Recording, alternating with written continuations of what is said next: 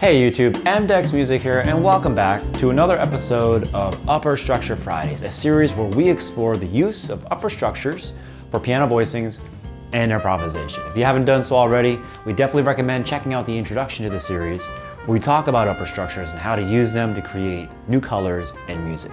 Also check us out on mdex.com, where you can find this course now available in its entirety. So today we're going to look at a minor triad starting on the flat third of a dominant 7 chord. So let's use G7 as the chord I'm going to play on the left hand.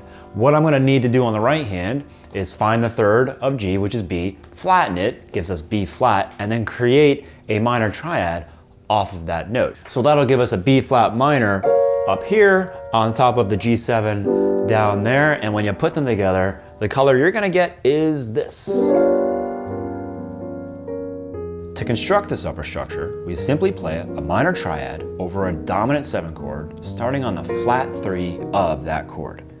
For example, in G7, the flat 3 is B flat, so we simply have to play a B flat minor on top of a G7. We now have a G7 with a sharp 9 and a sharp 11. So when we play a B flat minor on top of a G7, what we get is a G7, sharp 9, sharp 11. So I have G, B, D, F, and then with my B flat minor, I have B flat, D flat, and F. But I have to reinterpret 2 of these enharmonics to really see them as the sharp 9 and the sharp 11. That B flat is really an A sharp, and that D flat is really my C sharp. And that's how we get the sharp 9 and the sharp 11. Here are the ways you can think about this triad. Play a minor triad starting on the flat 3 of the chord. For a more independent perspective, just think a minor third above the root and play the minor triad on that note in any inversion.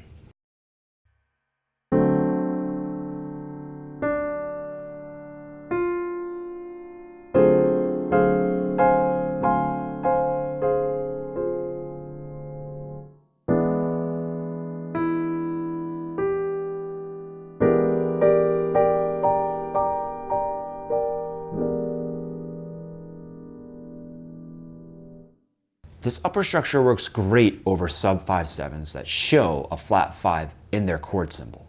Like at the end of the A section in Girl From Ipanema, where this G flat 7 flat 5 is the sub 5/7. Using our upper structure, the flat 3 minor, we can play an A minor triad on top of the G flat 7. By doing this, we get the flat 5, which is the same as the sharp 11, the C note in the G flat 7. And we also altered the sound by introducing the sharp 9, which is the A note in G flat 7. Another function where the structure works perfectly is in a 5/7 flat 9 sharp 11. Again, in Girl From Ipanema, we found this chord at the end of the B section. This C7 flat 9 sharp 11 is the 5/7. And as we've seen before, the sharp 9 and the flat 9 are substitutes of one another. So, if we play an E flat minor over C7, we get a C7 sharp 9 sharp 11, substituting the flat 9 with the sharp 9, creating a subtle but effective reharm of the original C7 flat 9 sharp 11. So at the end of the B section for Girl From Ipanema, we have this C7 flat 9 sharp 11 resolving to F major 7, like that. And you may remember from other videos, we talked about how you can always substitute an altered chord, a flat 9, with another altered chord, a sharp 9. And that's exactly what we're going to do today. We're going to swap out the flat 9 for the sharp 9, and it's going to slightly change the texture a little bit and give us maybe a little bit more of a pointy harmony, but it's not going to fundamentally change anything. And most importantly, it jibes with the melody, because the F sharp, the sharp 11 that is represented in both chords, is the melody note. So basically what we're going to do is turn this, what's in the chart, into this. Let's listen to it again. Here's the original flat 9, sharp 11, and here's what we're replacing it with, the sharp 9, sharp 11.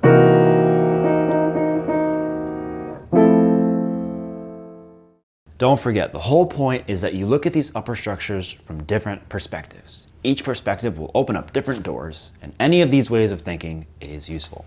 Okay, as usual, it's time for your upper structure challenge of the day. See if you can picture the minor triad on the flat 3 of the given dominant 7 chord.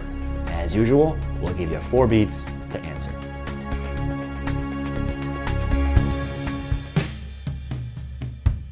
C7, E flat minor, G7, B flat minor, D7, F minor, A7, C minor, E7, G minor. That wraps up another episode of Upper Structure Fridays. Don't forget to subscribe. Click on that notification bell to stay up to date on current content. We're gonna leave you today with our demonstration of using the minor triad on the flat 3 of a dominant 7 chord. Enjoy.